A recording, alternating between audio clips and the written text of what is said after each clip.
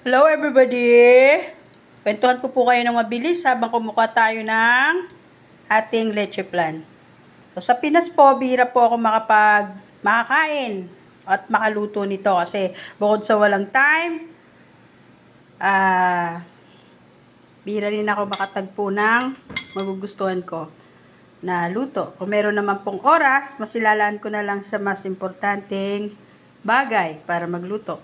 So, this time, medyo napapadalas po yung pagluluto natin kasi si kapitbahay po ay, yung alaga po niya, egg white lang po ang kinakain. So, iniipon po namin yung egg yolk.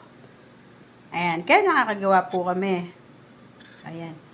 Sana magustuhan niyo po yung texture niya. So, yummy.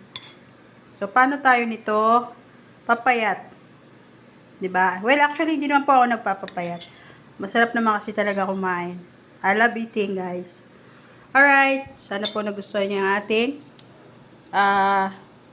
leche plan. Thank you guys for watching. Bye, everybody!